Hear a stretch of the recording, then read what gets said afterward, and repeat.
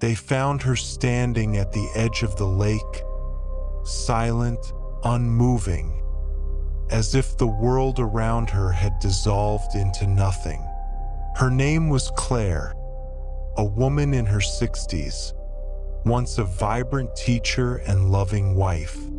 But after the sudden loss of her husband, something inside her broke, and yet something else awakened. She didn't scream, she didn't cry, she didn't run. She simply stared into the still water as if searching for a version of herself that had drowned long ago. People called her cold. Some whispered she had no heart left to feel.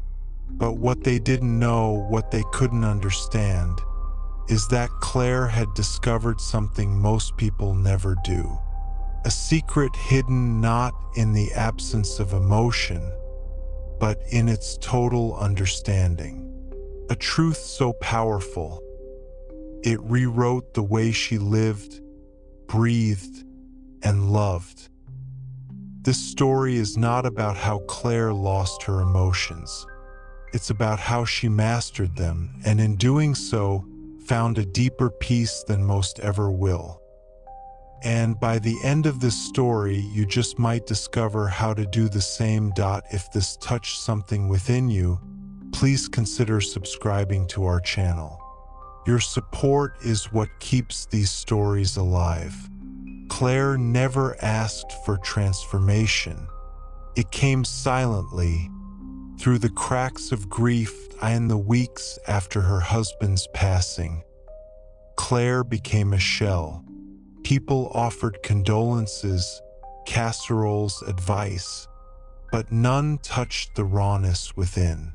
Nights were the hardest. She would sit by the window, staring at the sky, trying to cry, trying to feel, but nothing came.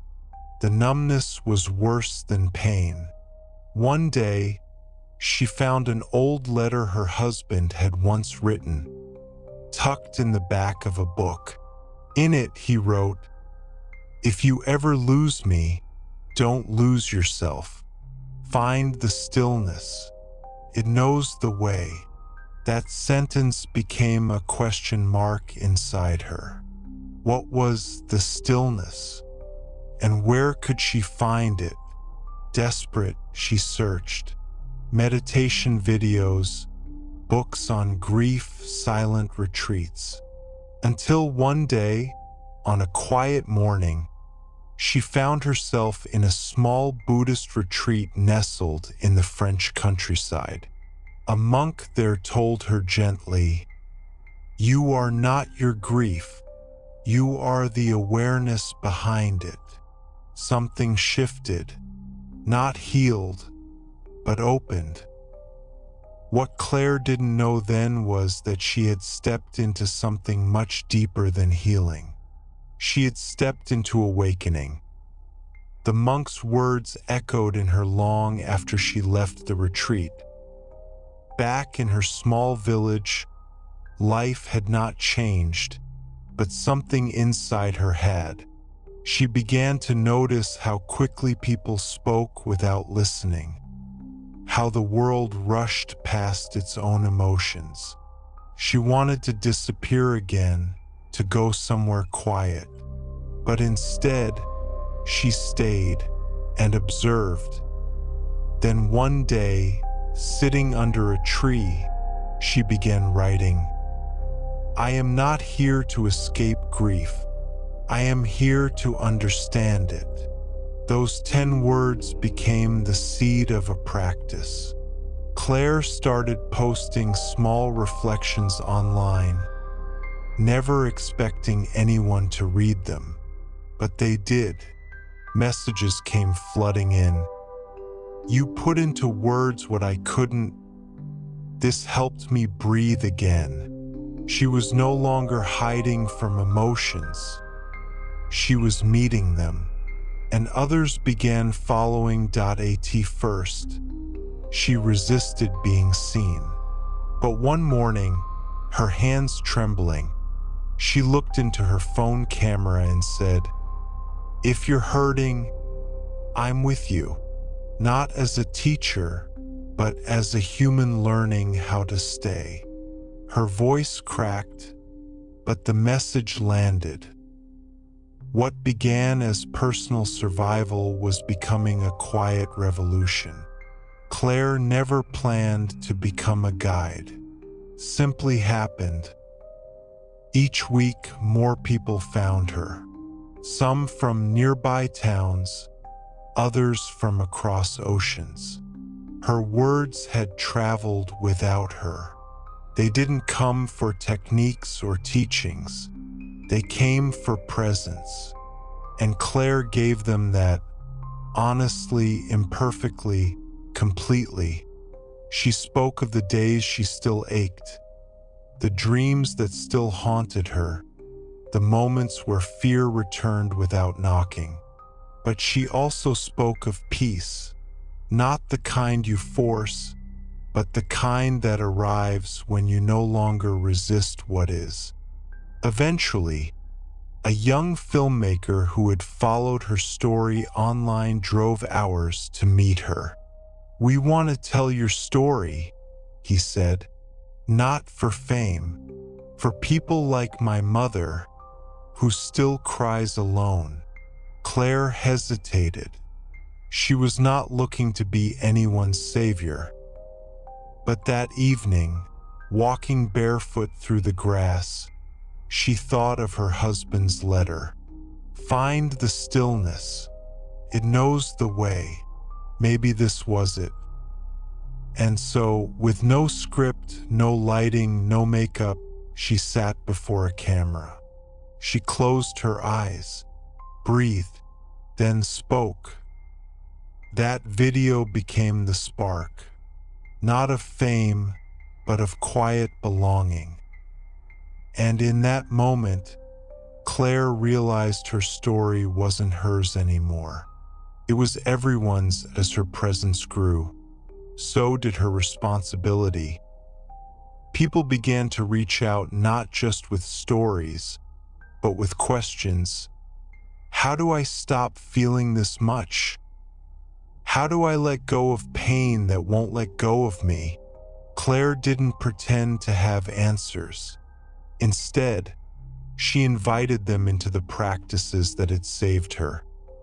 She shared her routine of slow breathing before sunrise, her daily journal written not to analyze but to listen, and a new ritual she called compassion tea, where every sip was a dedication to someone in pain, including herself. She began offering Sunday morning walks, where silence spoke louder than therapy ever could. Elderly neighbors came, followed by anxious teenagers and grieving spouses.